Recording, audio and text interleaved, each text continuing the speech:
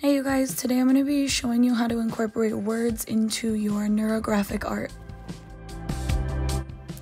And here's a really cute picture of my cat while I give a super quick disclaimer that I recorded this audio while sitting on my couch at home, so you're going to hear some squeaks every single time that I took a breath and moved, okay? Don't judge me. So you'll notice in this example here, I've already drawn out my neurographic lines in my object, which is a heart, and I've written my list of words. I did a list of more than 5 words, just in case some of these words don't end up working out for me. And then I'm going in with my first word, and I've chosen a space where I think I'm gonna have enough room to fit all these letters. And I'm just beginning to lightly sketch with a pencil some of these letters. I'm being intentional about distorting the letters and stretching them and kind of manipulating them so that they fill the space. I also want to reiterate the fact that I'm using a pencil and I'm sketching really lightly, just in case I make any mistakes. That way I can go back and fix those mistakes later. As you're adding your words, you want to make sure that you reserve some of those bigger sections for your larger words. So you see I'm working on the word love next. I've chosen a smaller space because it is a smaller word, and I've turned my paper in order to be able just to work a little bit easier. And I'm continuing to kind of just stretch and twist and bend and manipulate those letters so that they fill the space which I'm working in. This is going to help your word kind of flow with the spaces better and feel more incorporated into the design. Here I am again writing my third word, which is romance. This is a longer word, so I've chosen to put it in a slightly bigger section so that I have more room.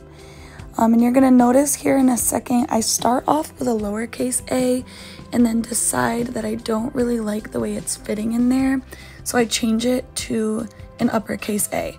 You are welcome to switch back and forth between uppercase and lowercase. It doesn't really matter to me. I would say just whatever fits in your space is better and looks better with your design.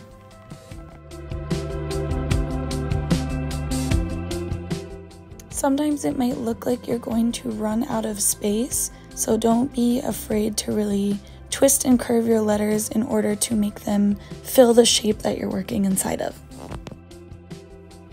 So for the time being, I am skipping the rest of my words on my list. I might come back to some of those, but I'm taking a second to go back in and thicken up my stick letters that I have, my regular letters, and turn them into bubble letters. So I'm just showing this technique a little bit closer up for you guys right now. I've drawn my stick letter, and then I'm going in and I'm creating a bubble or a frame around those lines without touching the original letter. And then once I go in and I've outlined in Sharpie and I erase the stick letter on the inside, I'm left with a thicker bubble letter. And now here I am just adding that bubble letter effect to the rest of my letters here. You'll see that I kind of get fancy with them, add some little embellishments or little like loops on the ends. And I'm also overlapping some of my letters.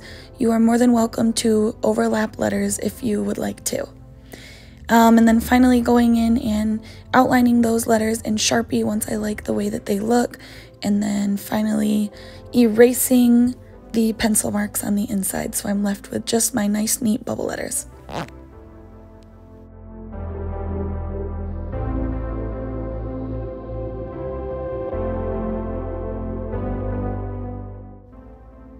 If you're already pretty good at creating bubble letters, you can skip the stick writing process and just go in with your bubble letters right away if you're comfortable doing so. Just make sure you always start in pencil first, just in case of an accident.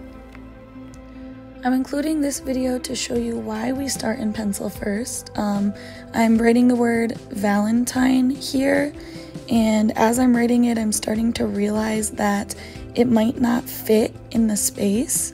So here I am erasing it and starting again. And then I also realized that I didn't really like the space that I was working in. So I'm going in and kind of being more intentional about where my lines are and adding another line in order to close that space off in a different way, just so that my word fits a little bit better. And now that I know I'm happy with the way the word looks, I am outlining it in Sharpie to make bubble letters. And then you'll notice I'm going back in with the Sharpie and going over the neurographic lines that I added.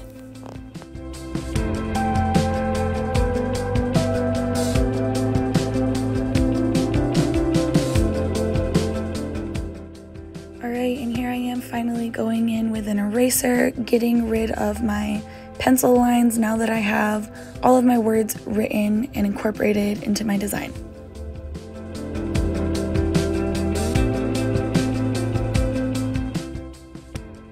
And overall, I decided I'm happy with the way the words flow around the piece and around my focal point or hidden image, which is the heart.